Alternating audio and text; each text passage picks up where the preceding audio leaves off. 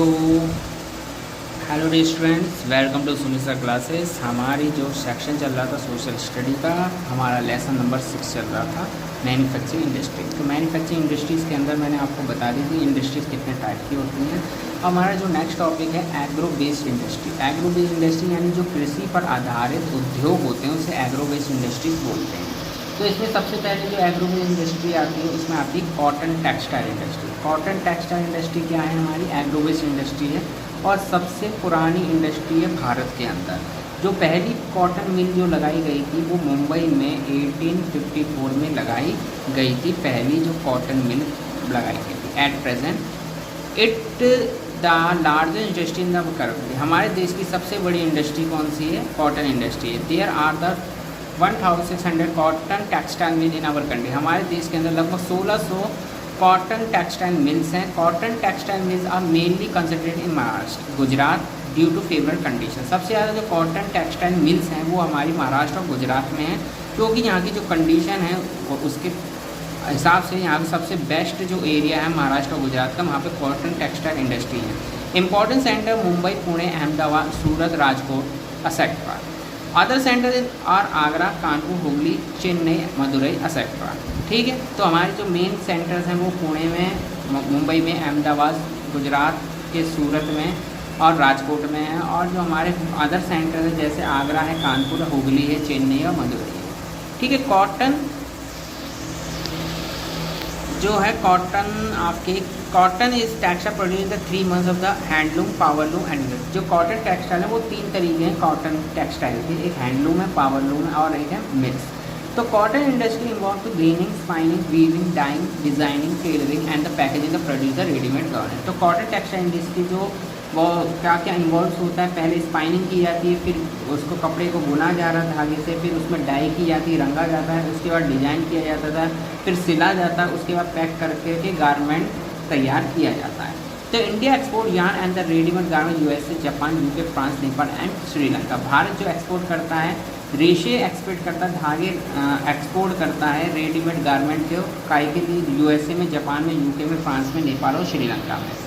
Cotton textile industry आप facing many problem. जो cotton textile industry है बहुत सारी परेशानियों का सामना करना पड़ता है। पहला, scarcity of good quality of cotton. सबसे पहले जो अच्छी क्वालिटी का जो कॉटन है उसकी समस्या रहती है। दूसरा जो है main cotton growing area went to Pakistan. आज़ादी के बाद जो हमारा जो ज़्यादातर जो कॉटन ग्रो किया जाता था वो पाकिस्तान में चला गया है। पुरानी मशीनरी से हम काम करते हैं तो बहुत ही प्रॉब्लम्स आती है। एरेटिक पावर सप्लाई यानी कि अच्छे से जो एनर्जी है वो सप्लाई नहीं हो पाती है। लो प्रोडक्टिविटी लेबर है, यानी लेबर ज़्यादा प्रोडक्टिविटी नहीं दे पाते हैं। Tough competition of synthetic fibre. Synthetic fibre के आ जाने से जो उनका जो कंपटीशन है बहुत ज़्यादा कंपटीशन है।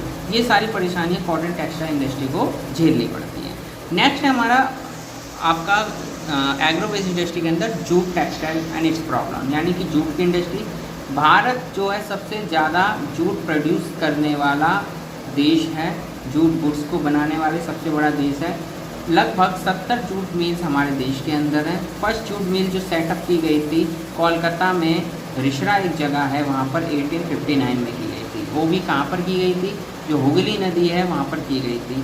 Most of the jute mill located along Hooghly river in West Bengal. ज़्यादातर जो जूट की मिल हैं वो हुगली नदी के आसपास ही सेटअप किए जाती हैं वेस्ट बंगाल में, क्योंकि वहाँ पर फेवरेबल कंडीशन है।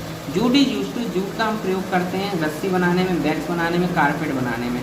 Bihar, UP, Assam, Tripura have a jute mill. Bihar में, यूपी में, असम में और त्रिपुरा में जूट की मिल हैं। ठीक है, jute industry facing problem. Jute की इंडस्ट्री बहुत सारी प्रॉब्लम फेस करनी पड़ी। सबसे पहले main jute producing area went to Bangladesh. ज़्यादातर जो जूट प्रोड्यूसिंग एरिया था वो बांग्लादेश में चला गया जब हमारा देश आज़ाद हुआ था तभी। हाई प्रोडक्शन कॉस्ट लगी, यानी इसको बनाने में ज़्यादा पैसा लगता है। Declining demand of the jute in the international, यानी अंतर्राष्ट्रीय बाजार में जूट की डिमांड बहुत कम हो गई है। टफ कॉम्पिटिशन सिंथेटिक फाइबर के आ जाने से इसमें कंपटीशन बहुत देखने को मिलता है। Jute industry are located mainly the Hooghly river.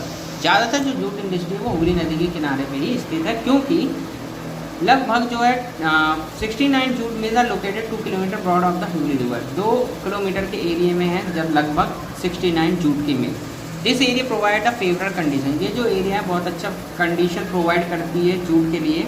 जो raw material available West Bengal, जो वेस्ट बंगाल में अच्छे समय रॉ मटेरियल मिल जाता है। West Bengal is the largest producer of jute, West Bengal है सबसे ज़्यादा जूट प्रोड्यूस करने वाला राज्य है। Coal for energy of nearby Raniganj coal field, और एनर्जी को बनाने के लिए आज जो रानीगंज है कोल फील्ड है वहाँ से कोयला मिल जाए जिससे एनर्जी प्रोड्यूस कर जाती है। Hooghly river provide the water, यानी हुगली नदी का जो पानी है उसको वॉश करने में, साफ करने में जूट को काम आता है। वार्म ह्यूमिड क्लाइमेट है, यानी गर्म और आर्द्रता वाला जलवायु है जो जूट के कल्टीवेशन में बहुत ही फेवरेबल है।